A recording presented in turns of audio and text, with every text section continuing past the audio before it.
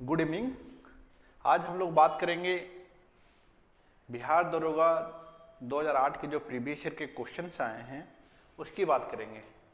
देखिए, previous year question paper और syllabus ये दो ऐसी चीज़ें हैं जिस तरह से संविधान के उद्देशिका के बारे में, मौलिक अधिकार और नीति निर्देश तत्व के बारे में कहा जाता है कि ये संविधान का परिचय पत्र है, संविधान की आत्मा है। उसी तरह से किसी भी एग्जाम के लिए उसका प्रीवियस ईयर क्वेश्चन पेपर और सिलेबस ये दोनों उसका परिचय पत्र और आत्मा होता है। तो हमें ये दोनों परिचय पत्र और आत्मा को साथ में लेके चलना है। इससे हमें ये पता चलेगा कि क्वेश्चन के पैटर्न कैसे हैं। हम उसी आधार पे हम पढ़ाई करते हैं। जब सेल्फ स्टडी करते हैं तो हम उस चीज़ों को फोकस करके पढ़ते हैं। ठीक है, तो आज जो क्वेश्चन पढ़ेंगे हम बिहार दरोगा 2008 के इतिहास के क्वेश्चन पढ़ेंगे। अगले क्लास में हम लोग क्या करेंगे, जो 2-2 साल के जो क्वेश्चन होंगे इतिहास के वो करेंगे। मेरा टारगेट होगा कि 5 से 6 दिन में ये सारे क्वेश्चन आपके पास मिल जाएंगे। दरोगा के जो भी क्वेश्चन हैं, चाहे वो करंट के हों या कुछ भी हो, कोशिश होगी मेरी कि करंट के क्वेश्चन अच्छे से बना के दूँ, टॉपिक वाइज बना के दूँ, ताकि आराम से आपको याद करने में सुविधा हो। ठीक है, तो आज का क्वेश्चन देखते हैं। देखिए, एक चीज़ और मैं कहना चाहूँगा, जब भी कोई क्वेश्चन को सॉल्व करिए उसका सबसे पहले की पॉइंट को पकड़िए। की पॉइंट को पकड़ने का फायदा ये है कि आप उसको गलत करने के चांसेस जो हैं बहुत हद तक कम कर देते हैं। ठीक है, अगर मैं की पॉइंट पकड़ूं इस क्वेश्चन में कि 1857 के विद्रोह में बाबू कुंवर सिंह ने बिहार के किस क्षेत्र से नेतृत्व प्रदान किया था, सबसे पहले हमारा एक की पॉइंट क्या मिल रहा है, 1857 का विद्रोह। दूसरा क्या है, बाबू कुंवर सिंह। तीसरा क्या है, बिहार। अरे क्षेत्र पूछ रहा है, तो क्षेत्र तो बहुत सारा है, लेकिन बाबू कुंवर सिंह के बारे में पूछ रहा है, तो हम इन सारी चीजों को देखेंगे। तो बेसिक चीजें क्या देखनी है हमें, जब 1857 का विद्रोह हुआ था तो हमें इतना तो नॉलेज होना चाहिए कि इसके कारण क्या थे, तात्कालिक कारण क्या थे और इसके परिणाम क्या निकले, क्या ऐसी घटनाएं घटी थी। इससे क्या होगा कि हम हल्का देख के चलेंगे और जब हम टॉपिक वाइज क्वेश्चन करेंगे तो इसको हम डिटेल में करेंगे। तो 1857 का विद्रोह जब कर रहे हैं तो इसमें 3-4 चीज़ों को फोकस करिए जिसको आपको याद रखना है। मंगल पांडे,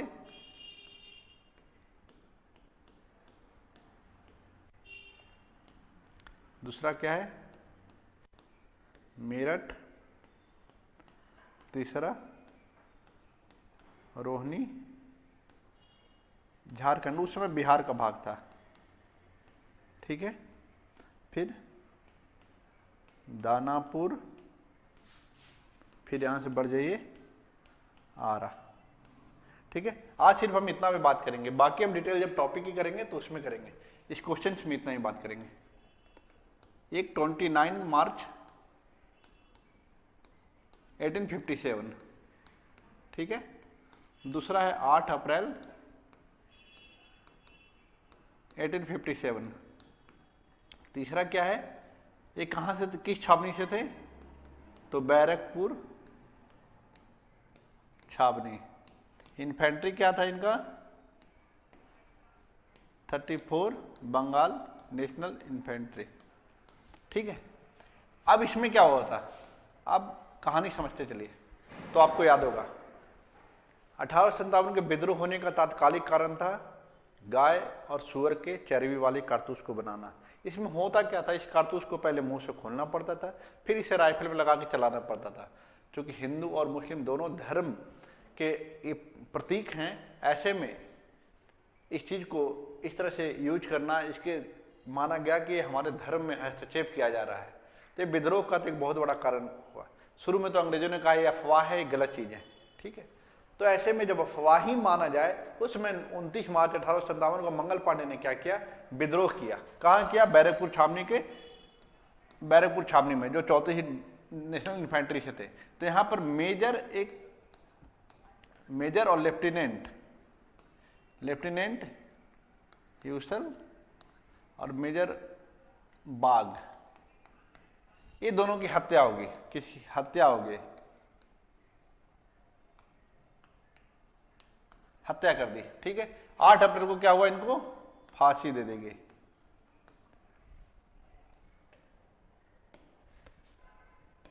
फांसी दे देंगे। अब देखिए 8 अप्रैल को क्या हुआ, इनको फांसी दे दी गई। अभी ध्यान क्या रखना आपको कि जब विद्रोह हुआ था कब हुआ था, किसकी हत्या हुई थी, कब फांसी हुई थी, किस छावनी से थे, कौन से इन्फेंट्री से थे। अभी जब हुआ इनको फांसी हुई तो पूरे सैनिकों में, भारत के जहां भी सैनिक थे भारतीय, उनमें क्या हुआ, अंग्रेजों के प्रति एक बहुत ही बड़ा रोष प्रकट हुआ। और इसी का दूसरा रूप था कि 10 मई 1857 को मेरठ में सैनिकों ने विद्रोह कर दिया। ये कौन थे, ये 20 नेशनल इन्फेंट्री के सैनिक थे। इन्होंने विद्रोह किया और यहाँ पर अंग्रेजों को हराते हैं और अपने जितने भी भाई बंधु या राजनीतिक बंदी थे सबको क्या करते हैं, सबको छुड़ाते हैं। सबको छुड़ाकर ये पैदल मार्च कहाँ करते हैं, दिल्ली। कब पहुंचते हैं दिल्ली में, 11 मई 1857 को। ठीक है, यहां पहुंचते हैं। दिल्ली में क्या होता है, जब यहां पहुंचते हैं तो अंग्रेजों को हराकर यहां पर क्या होता है, सबसे पहली बात होता है ये कि मुगल सम्राट बहादुर शाह जफर को 1857 के विद्रोह का नेता घोषित किया जाता है। ध्यान रहे कि नेता सिर्फ प्रतीक के तौर पर थे, असली वास्तविक जो नेतृत्व करता थे वो बख्त खां थे। कौन थे, बख्त खां। बख्त खां पहले एक सैनिक थे, लेकिन अब भारतीय और उनके अधिकारों के लिए उन्होंने विद्रोह किया था। अब ध्यान दीजिए, कहा 29 मार्च 8 अप्रैल को फांसी होती है, एक महीने के बाद यहाँ पर विद्रोह हो रहा है। विद्रोह जब होता है तो देखिए बख्त खां कैसे दिल्ली तक पहुंचते हैं। क्या ये विद्रोह का एकमात्र कारण था चर्बी वाला कारतूस? नहीं, इसके पीछे कई कारण थे। जैसे डलहौजी की कुछ नीतियां थी, व्यक्तिगत की नीति जिसे विलय की नीति या डॉक्ट्रिन ऑफ लैप्स कहते हैं, बरेली की नीति सहायक संधि की नीति थी। कुछ ऐसी नीतियां थी जो अंग्रेजों द्वारा बनाया गया था। रिलीजन डिसेबिलिटी एक्ट 1856 का, फिर अब कास्ट डिसेबिलिटी एक्ट बनाया गया था 1850 में, जिसमें कहा गया था अगर हिंदू धर्म कोई और धर्म को अपना लेता है तो भी उस जो पुत्र होगा उसके अपने पिता के संपत्ति में अधिकार होगा। क्योंकि उस समय कोई और धर्म अपनाता था तो उसमें जो परिवार, हिंदू परिवार थे, उसको संपत्ति से बेदखल करने की बात कर रहे थे। इस तरह से ईसाई धर्म को बढ़ावा देने के लिए क्या किया अंग्रेजों ने, इस तरह एक कानून बनाया और इससे क्या हुआ, भारतीयों में एक निराशा थी। दूसरी चीज ये देखिएगा, कारण कई थे। जब 1857 के क्वेश्चन पढ़ेंगे तो हम उस पर बात करेंगे। अब क्या हुआ कि देश के विभिन्न क्षेत्रों में क्या हुआ, ये विद्रोह फैला। झांसी, कानपुर, इलाहाबाद, आरा, जहां जगदीशपुर हम बोलते हैं, देश के विभिन्न क्षेत्रों में हुए। लेकिन जो हमारे लिए अभी क्वेश्चन के हिसाब से जो इंपॉर्टेंट है, ये हमारा रोहिणी है। यहाँ 6 से 12 जून तक क्या हुआ, विद्रोह पहुंची यहाँ 1857 में। यहां से तुरंत कहां पहुंच जाती है, पटना। पटना कब पहुंचा, 3 जुलाई 1857। यहां कौन नेतृत्व किया था, पीर अली। देखिए ये पुस्तक विक्रेता थे, ये बिहार वालों के लिए बहुत इंपॉर्टेंट है। कोई भी बिहार का एग्जाम देंगे तो ये पुस्तक विक्रेता थे। अब यहाँ से क्या होता है, 3 जुलाई को होता है, इनको जल्दी 1 से 10 दिन के अंदर, 12 दिन के अंदर में इनको फांसी दे दी जाती है। ठीक है, फिर ये पहुंच जाता है 25 जुलाई को दानापुर छावनी, विद्रोह। यहाँ पर सैनिकों के 3 बटालियन, 20 से बटालियन समझिएगा, 3, 1, 2, 3 समूह का बटालियन जो था वो दानापुर में विद्रोह करता है और कुंवर सिंह को समर्थन देने की बात करता है। ये 25 जुलाई को चलते हैं, 27 जुलाई को कहाँ पहुंच जाते हैं, आरा। और वहां पर किनको समर्थन देते हैं, कुंवर सिंह को। कुंवर सिंह खुद और उनके सैनिक और उनके जो वफादार थे वो कुंवर सिंह के साथ आए और अंग्रेजों से अपना वो क्षेत्र को मुक्त करवाया। क्योंकि डलहौजी की नीति जो विलय की नीति थी उसके तहत अंग्रेजों ने अपने क्षेत्र में विलय किया था। ठीक है, इतना समझ लीजिए। अब क्या था, ये कहाँ से थे, आरा से थे। अब डिटेल में बात करेंगे जब इसका टॉपिक की बात करेंगे। इस क्वेश्चन में इतना ही काफी था। दूसरा क्वेश्चन देखते, शेर शाह और बचपन का नाम क्या था। देखिए एक व्यक्ति थे बहार लोहानी खां,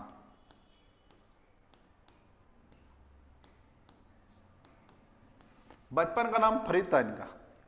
अब देखिए इसमें फरीद नाम था, लेकिन फरीद द्वारा एक शेर को तलवार से एक बार में हत्या कर दी थी। इस कारण से इनको क्या दिया, उपाधि, इन्होंने उपाधि दिया था फरीद को, क्या का, शेर खां का।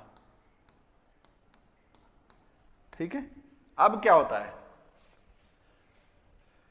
ये जब शासक बनते हैं तो शासक जब बनते हैं, इनके पिताजी जो थे एक सासाराम के जमींदार थे, ठीक है। तो इनके पिता का नाम था हसन खां।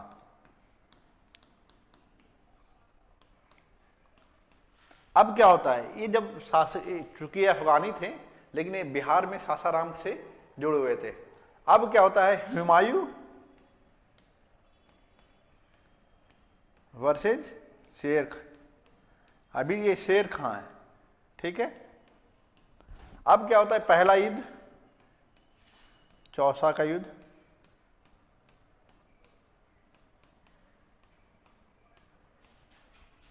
देखिए डेट याद रखिएगा, 25 जून 1539। दूसरा होता है बिलग्राम,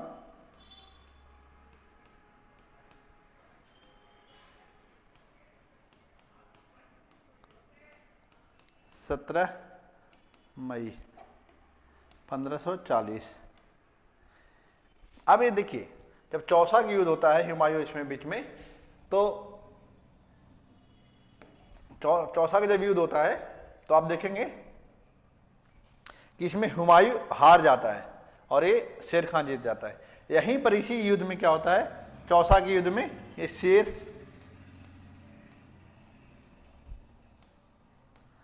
शाह की उपाधि लेता है।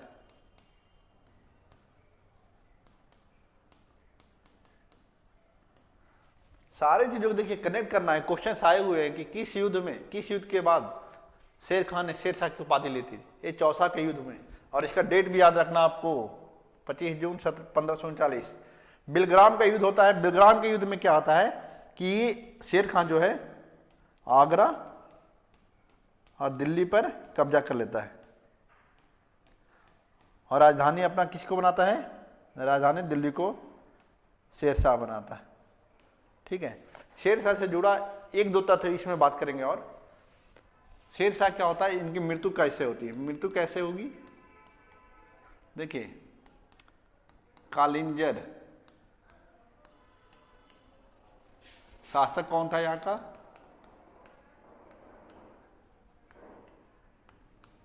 कीरत सिंह, ठीक है। यहां पर क्या हुआ था, शेरशाह एक आग्नेय शास्त्र चला रहे थे जिसका नाम था उक्का। ये क्या था, ये हथियार था। इसी हथियार को उन्होंने जब हमला किया था कीरत सिंह के महल पे, तो वो टकरा के वापस आया और इन्हीं के गोदाम पे, जो तोपों का गोदाम था, वहीं पर आके गिरा।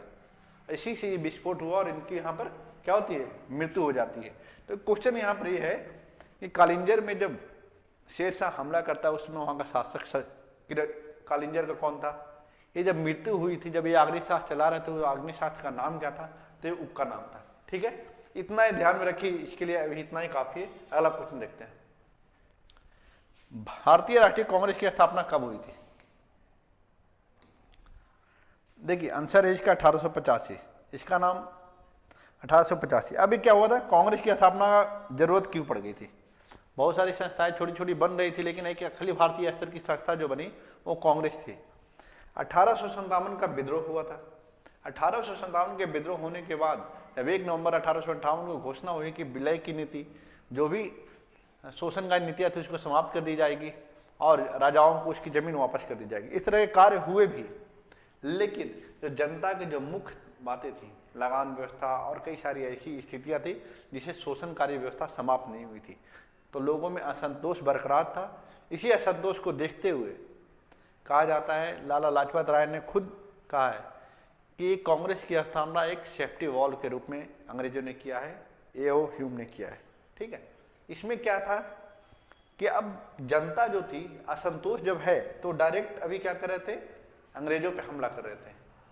अब इन्होंने क्या किया, कांग्रेस की स्थापना करके एक ऐसा मंच उन्हें दिया जाकि जो भी रोष प्रकट, असंतोष हो, वो कांग्रेस के पास आए और कांग्रेस अनुनय विनय और आवेदन देकर अपनी समस्याओं को हमारे पास रखे और हम कोशिश करेंगे उसको समाधान करने का। इस तरह से एक व्यक्ति थे ए.ओ. ह्यूम,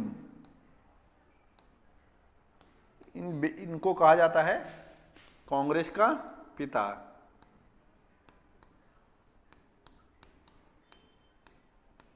ठीक है। दूसरा चीज क्या था कि जब कांग्रेस की गठन हो गई तो उस समय क्वेश्चन दूसरा बनता है कि जब कांग्रेस का गठन हो रहा था उस समय गवर्नर जनरल या वायसरॉय कौन था, तो डफरिन था 1884 टू 88 तक। ठीक है। दूसरा क्वेश्चन है कि जब कांग्रेस की स्थापना हुई थी तो इसका पहला अधिवेशन कौन किया था, इनका है WC बनर्जी। कहाँ हुआ था, ये बॉम्बे में हुआ था। कितने लोगों ने भाग लिया था, 78 लोगों ने भाग लिया था। 78 और 72 ये देख लेंगे, तो ये ध्यान रखिएगा। और इसमें जो भी इंपॉर्टेंट अधिवेशन हुए हैं उसका एक अलग क्लास होगा जिसमें सिर्फ अधिवेशन की बात होगी, वो 12 से 15 मिनट की क्लास होगी, उसे अधिवेशन के सारे क्वेश्चन सॉल्व हो जाएंगे। चलिए अगला क्वेश्चन देखते हैं।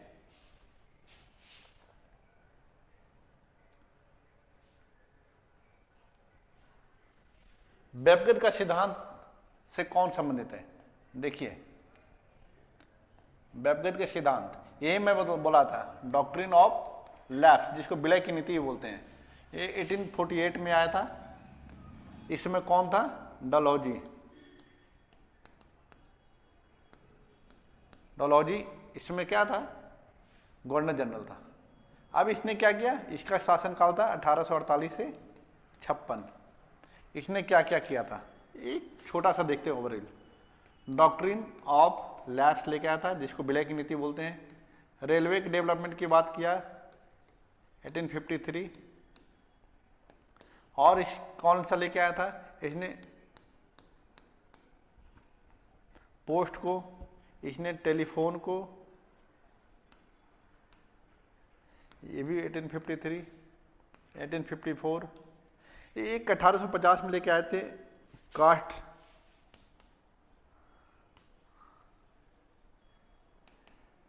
रिलीजियस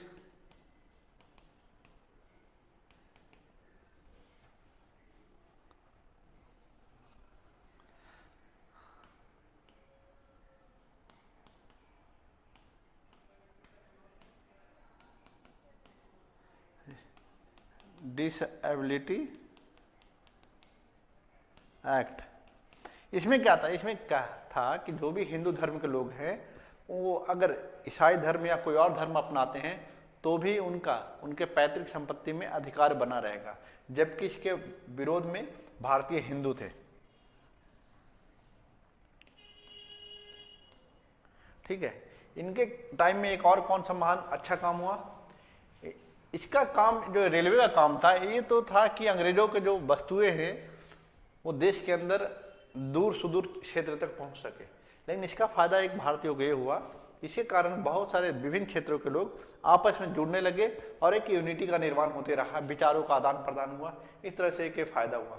तो अब डॉक्ट्रिन ऑफ लैप्स की नीति के तहत अब आपको देखना है कि कौन कौन से क्षेत्र को ये पहले मिला रहे थे। डॉक्ट्रिन आप देखिएगा, एक कोड है SJS, ये 17 है, आप लिख लीजिएगा, 1848 का है।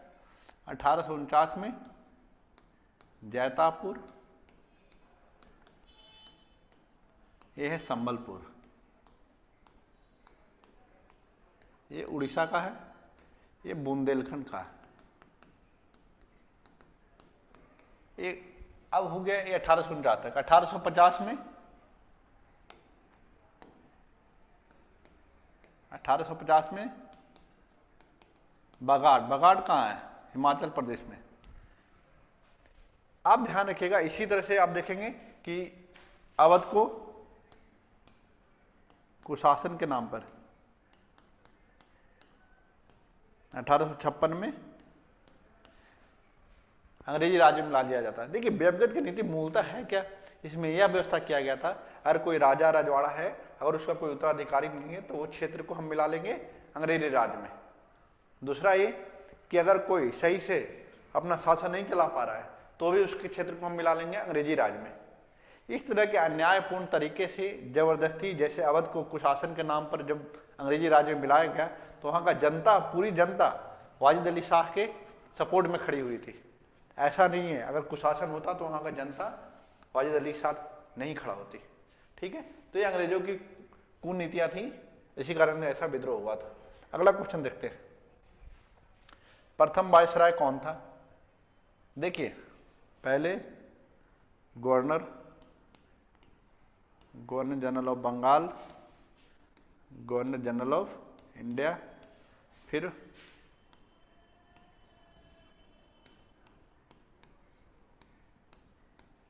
वायसराय। पहले गवर्नर था, कौन कौन सा क्षेत्र का? बॉम्बे, मद्रास, कोलकाता, ठीक है। अब कोलकाता के, अब रेगुलेटिंग एक्ट आया 1773 का, रेगुलेटिंग एक्ट यहाँ पर आया, तब इस कलकत्ता के गवर्नर को गवर्नर जनरल ऑफ बंगाल कर दिया गया। और गवर्नर जनरल ऑफ बंगाल के अधीन में कौन हो गए? ये दो, कौन सा? बॉम्बे और मद्रास के गवर्नर, ठीक है। अब क्या हुआ?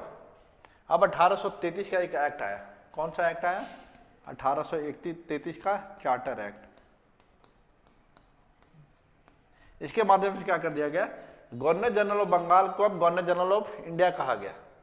तो यहां पर देखिएगा, इसमें क्वेश्चन आएगा, फर्स्ट कौन, अंतिम कौन? अब गवर्नर जनरल ऑफ इंडिया कौन हुआ?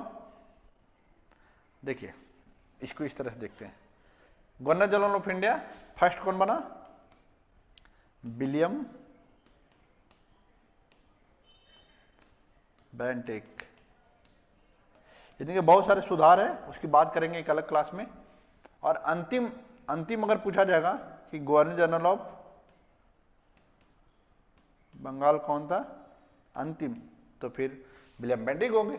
जो अंतिम है वही अगला का शुरुआत होगा, फर्स्ट होगा। इसी तरह से चीजें आई है। तो पहला कौन थे? ये। इनका अगर कार्यकाल देखा जाए तो 1772 से 84 के बीच में था। डलहौजी का 1848 से 56। कैनिंग जो है, कैनिंग को याद रखिए, ये 1856 के विद्रोह के, जब 57 का विद्रोह हुआ था, यही वायसराय थे, ठीक है। तो ये 1856 से 62 तक थे। इन्हीं के समय में कई सारे कार्य हुए, जैसे यूनिवर्सिटी खुले थे, हाई कोर्ट खुले थे 3 प्रेसिडेंसी में। तो इस तरह की चीजें हुई हैं जो हम बात करेंगे एक अलग, जब गवर्नर जनरल का एक टॉपिक पढ़ेंगे। अगला क्वेश्चन है, नालंदा विश्वविद्यालय का संस्थापक कौन था? संस्थापक पूछ रहा, देखिए इसका डायरेक्ट एक आंसर है, गुप्त काल का शासक थे। कि आपको ये पता होना चाहिए कि किस काल के शासक थे। तो ये कुमार गुप्त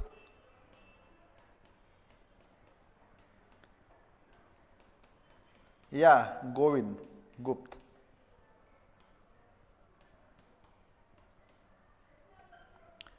ये ध्यान रखना आपको, कुमार गुप्त हैं। लेकिन ध्यान रहे कि इस यूनिवर्सिटी को बनाने में बहुत सारा जमीन जो दान दिए थे वो धर्मपाल थे। धर्मपाल कौन थे? पाल वंश के एक शासक थे। पाल वंश के संस्थापक गोपाल थे, ठीक है। अब अगला क्वेश्चन देखते हैं,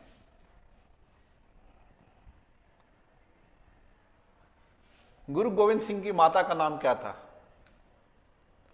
माता गुरु गोविंद सिंह। सबसे पहले कुछ चीजें देखता हूं, ये तो है सिख संप्रदाय। गुरु नानक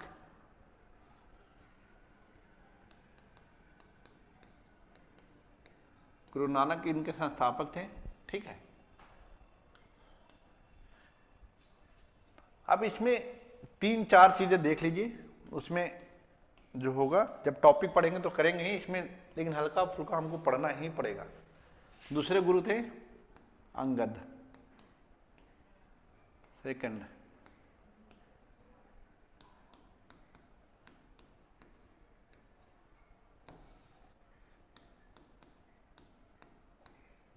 गुरुमुखी लिपि लिखा। अब अगला देखेंगे अर्जुन देव को।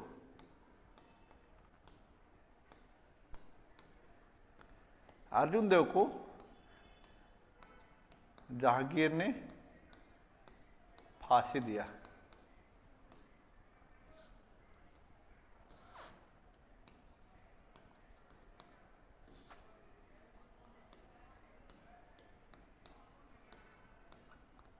जहांगीर ने क्या किया था? फांसी दिया था। ठीक है। अर्जुन देव ऐसे व्यक्ति थे, देखिए अकबर ने रामदास की बीबी को 500 बीघा जमीन दिया था, तो उन्होंने रामदास ने क्या किया, एक अमृतसर शहर को बसाया। अमृतसर शहर में ही अर्जुन देव ने हरमंदिर साहिब, जिसको आज गोल्डन टेम्पल के नाम से जाना जाता है, उनका स्थापना किया था। हर मंदिर साहब कहाँ है? अमृतसर में। ठीक है। एक अगला देखते हैं क्या, गुरु तेग बहादुर को। ठीक है। गुरु तेग बहादुर को इस्लाम न कबूल करने के कारण, इस्लाम नहीं कबूल किया, इसलिए इनको फांसी कौन दिया? औरंगजेब ने।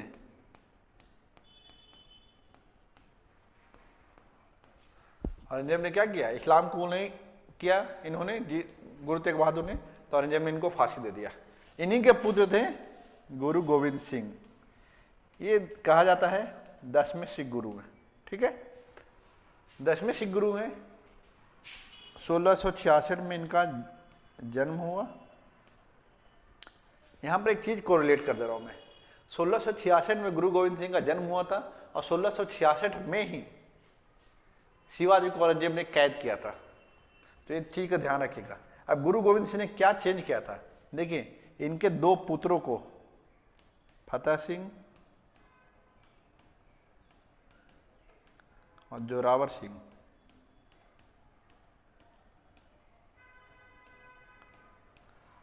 क्या किया? दीवार में चुनवा दिया था।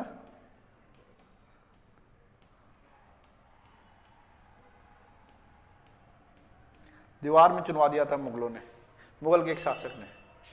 अब देखिए इनका जो कार्य है, कार्य क्या था?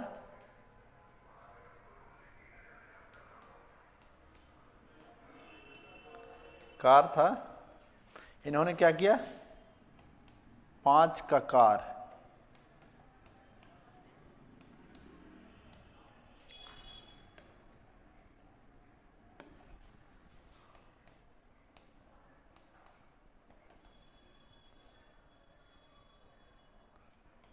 ककार मतलब कंघा, कृपान, केस, कच्छा, कंघा, कृपान, केस, कच्छा, एक कड़ा। ये तो इन्होंने कार्य किया कि 5 ककार का संकल्पना ला दिया, जो भी सिख हैं वो इतनी चीजें अपने साथ रखें। दूसरी चीज क्या किया? सभी लोगों को सिख टाइटल लगाया, टाइटल। तीसरा काम क्या किया इन्होंने? खालसा पद को स्थापित किया। ठीक है। इनका जन्म कहाँ हुआ था? बिहार के पटना साहिब में।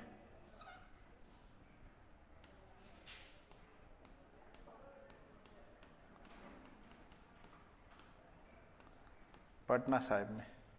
बेसिक चीजें आपको इतना ध्यान रखना है। ठीक है। बाकी अगला क्वेश्चन देखते हैं। इनकलाब जिंदाबाद का नारा किसने दिया था?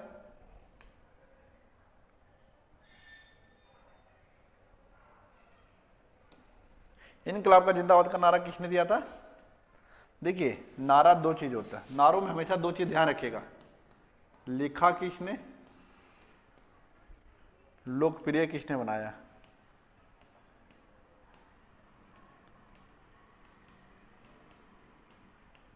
लिखा था हसरत मोहानी ने। एक कब? 1921 का इंडियन नेशनल कांग्रेस का अधिवेशन था, अधिवेशन में। ठीक है। अब इन्होंने लोकप्रिय कब बनाया? जब पार्लियामेंट में, केंद्रीय विधानसभा में बटुकेश्वर दत्त और भगत सिंह जब संसद में बम विस्फोट किए तो उसी समय इन्होंने इनकलाब जिंदाबाद का नारा दिया था। इसी से क्या हुआ, ये पॉपुलर हो गया। ठीक है, तो ये चीजों को ध्यान रखना लोकप्रिय बनाने में भगत सिंह का मेन भूमिका है।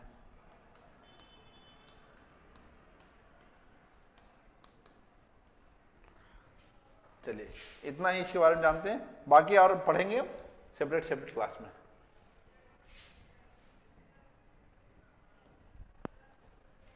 बक्सर का युद्ध किस किस के बीच में हुआ था? बक्सर का युद्ध मीर कासिम और अंग्रेज के बीच में हुआ था।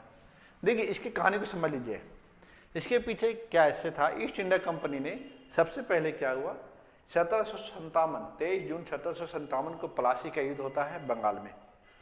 इसमें अंग्रेजों की विजय होती है।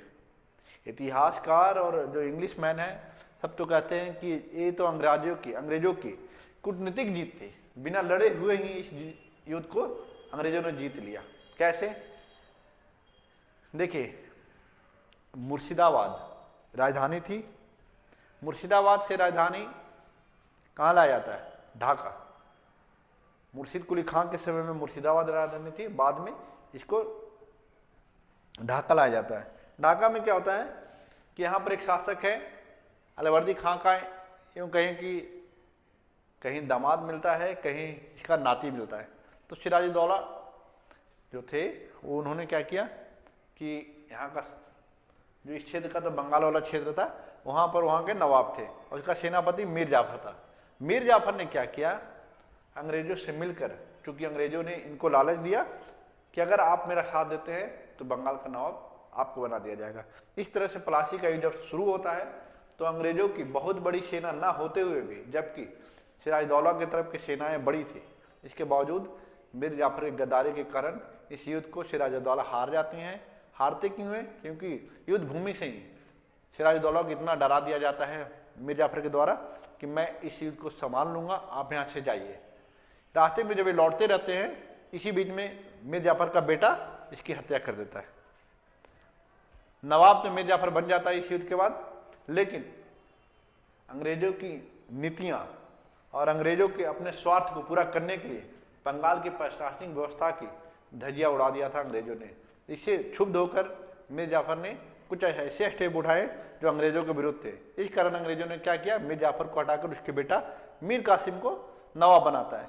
जब नवाब बना दिया जाता है मीर कासिम को, तो मीर कासिम भी देखता है कि अंग्रेजों तो अपनी प्रशासनिक नीतियों को, जो बंगाल की प्रशासनिक नीतियाँ हैं उनका धज्जियां उड़ा रहे हैं। इसी को देखते हुए इन्होंने सबसे पहले क्या किया, ढाका से राजधानी मुंगेर को शिफ्ट किया। और मुंगेर शिफ्ट करने के बाद अवध के जो नवाब हैं शुजाउद्दौला और मुगल सम्राट शाह आलम द्वितीय, ये तीनों मिलके अंग्रेजों के विरुद्ध एक आवाज बुलंद करते हैं। और इसी समय बक्सर का युद्ध होता है। कब? 22 अक्टूबर 1764 को। देखिए प्लासी की युद्ध जहां कूटनीतिक जीत थी, बक्सर के युद्ध राजनीतिक युद्ध थी। यहां पर इस युद्ध में मीर कासिम का ग्रुप तो हार जाता है और ये जीत जाता है। ठीक है, अगला क्वेश्चन देखते हैं। जैन इसमें एक चीज होता क्या है, बक्सर का युद्ध के बाद एक इलाहाबाद की संधि होती है।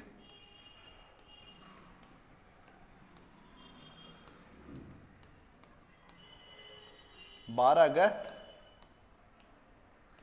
1765 को। यहीं से ईस्ट इंडिया कंपनी ने राजनीतिक क्षेत्रों में हस्तक्षेप करना और अपने यूं कहें कि राजनीति में अपनी पकड़ को मजबूत बना ली। यहीं से वो भारतीय लोगों पे शासन करना प्रारंभ कर देता है। ठीक है, इसमें क्या हुई थी उसमें देखेंगे कि किस तरह से प्रशासनिक व्यवस्था नवाबों के हाथ में छोड़ दिया गया, दीवानी व्यवस्था अंग्रेजों ने खुद रख लिया।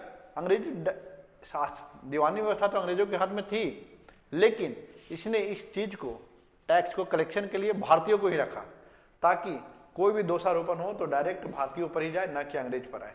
इस तरह की नीतियां चली थी। चलिए, इसमें रॉबर्ट क्लाइव की भूमिका बहुत बड़ी भूमिका थी, वो हम देखेंगे नेक्स्ट क्लास में। बाकी जैन धर्म का अंतिम तीर्थंकर कौन थे, पहले जान लीजिए, ऋषभदेव थे। और ये जो अंतिम है महावीर जैन थे।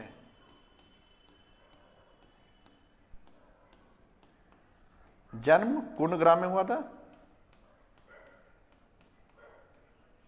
मृत्यु कहाँ हुआ था? पावापुरी में।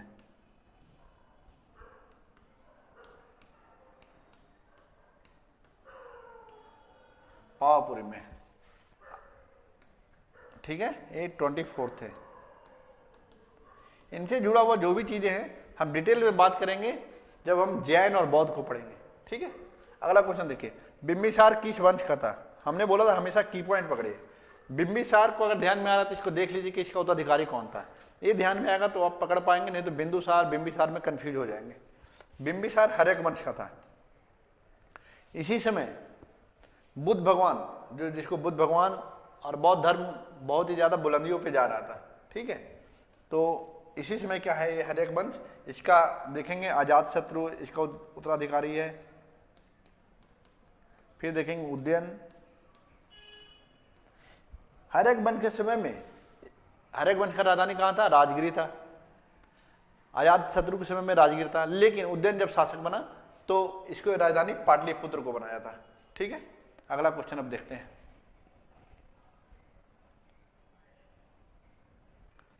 शिवाजी को किसने कैद किया था?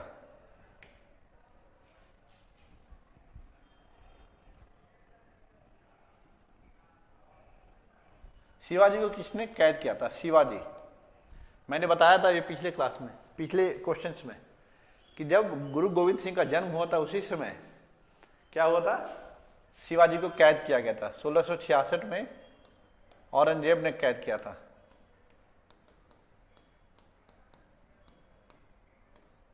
औरंगजेब द्वारा। ध्यान रहे, शिवाजी को राजा की उपाधि भी किसने दिया था? औरंगजेब ने दिया था, ठीक है। तो इसका क्वेश्चन कौन है? औरंगजेब है। देखेंगे डिटेल में क्वेश्चन, अभी क्वेश्चन सिर्फ है इसीलिए इसमें बहुत ज्यादा डिटेल नहीं जा रहे हैं। जब टॉपिक वाइज जाएंगे तो आराम से इसको कर पाएंगे। अगला क्वेश्चन, महात्मा गांधी को किस वर्ष कांग्रेस का अध्यक्षता सौंपी गया था? देखिए ये 1901 जो दिया गया आपको कंफ्यूज करने के लिए जाता है। इन्होंने क्या हुआ था, इसमें कलकत्ता में अधिवेशन हुआ था, इसमें सिर्फ वो भाग लिए थे, अध्यक्षता नहीं किया था, अध्यक्षता नहीं, ठीक है। 1924 बेलगाम कहाँ है? ये कर्नाटक में है। यहां पर उन्होंने किया था। 17 को क्यों दिया गया? चंपारण सत्याग्रह।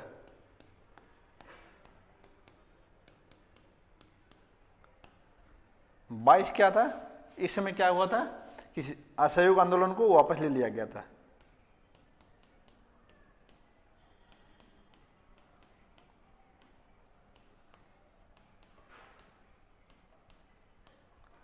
ठीक है, इस तरह से इस चीज को ध्यान रखिएगा।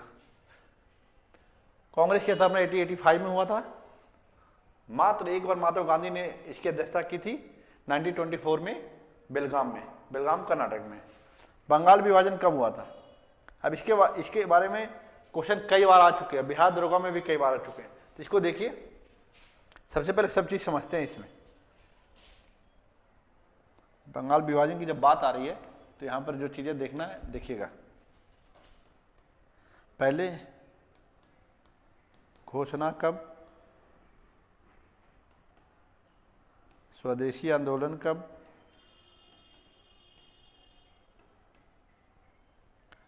फिर सम्राट की स्वीकृति कब,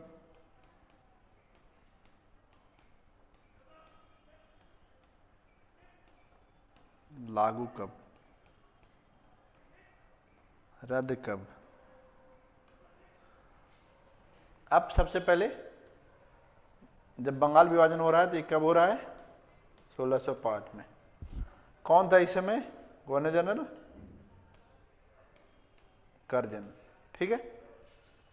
यहां देखिए घोषणा हुआ था कहीं 19 कहीं 20 जुलाई मिलेगा, ये सब 1905 की बात है। स्वदेशी 7 अगस्त, स्वीकृति सितंबर में, लागू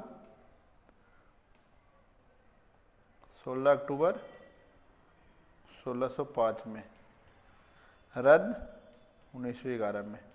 ये दिल्ली दरबार था इस समय। ठीक है, इतनी चीजें आपको ध्यान में रखना है और ऐसे ही क्वेश्चन सॉल्व हो गए जब ध्यान में रहेगा। इस तरह से तोड़ के ब्रेक करके पढ़ेंगे तो क्वेश्चन आराम से आप कर पाएंगे। अगला क्वेश्चन देखते हैं।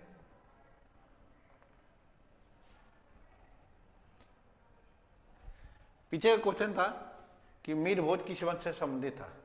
ये गुर्जर वंश से संबंधित है। देखिए नागभट्ट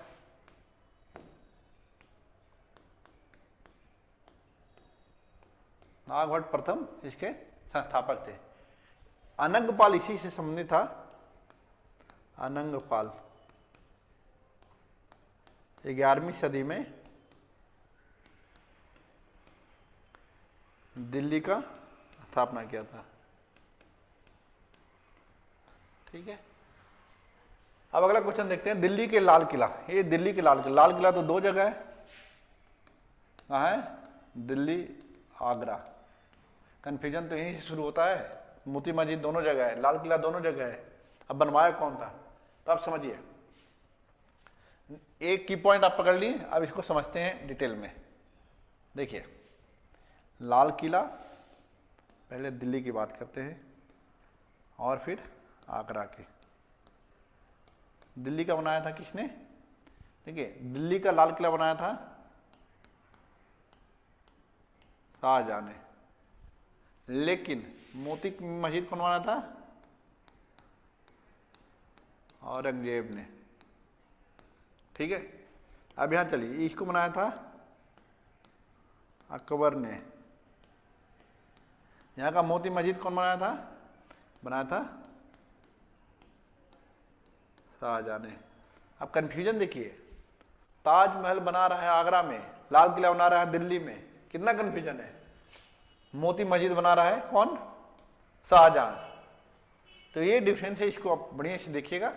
और तो हम जब टॉपिक पे, जब मेडिवल हिस्ट्री जब पढ़ेंगे तो वहां पर तो हम तो एक एक चीज को बहुत ही डिटेल में बात करेंगे।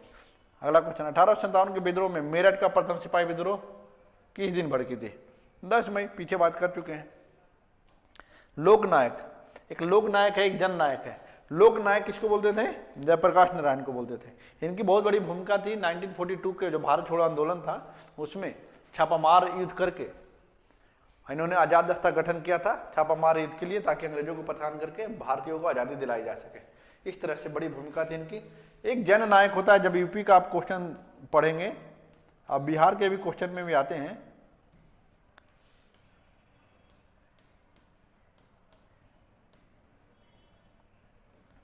ये राम मनोहर लोहिया है, राम मनोहर RML, राम मनोहर लोहिया कहा जाता है। ठीक है, इसमें जयप्रकाश नारायण आंसर। अगला क्वेश्चन देखते हैं।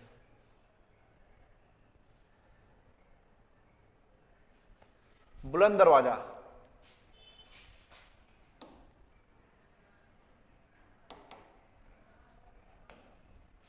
बुलंद दरवाजा कहाँ है? ये फतेहपुर सीकरी में। एक्चुअली ये गुजरात विजय हुआ था अकबर के समय में, उसी के उपलक्ष्य में बनाया गया था बुलंद दरवाजा फतेहपुर सीकरी में।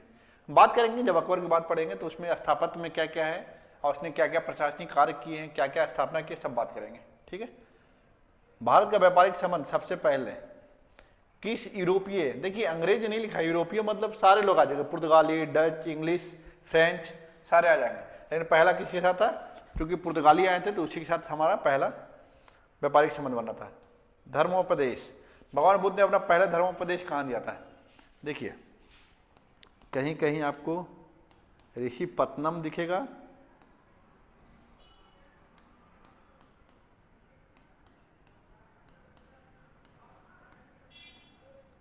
पत्तनम या सारनाथ। जब उपदेश दिए थे तो इसको बोला गया था धर्मचक्र प्रवर्तन। ठीक है, बुद्ध के बारे में हम डिटेल से बात करेंगे, बुद्ध और जैन का कंपेयर करके। ठीक है, तो ये कहाँ दिए थे? सारनाथ में। और सबसे ज्यादा उपदेश कहाँ दिए थे? यूपी में ही, कौशल जो महाजनपद था उसी का राजधानी था श्रावस्ती, वहाँ। ठीक है, अगला क्वेश्चन देखते हैं।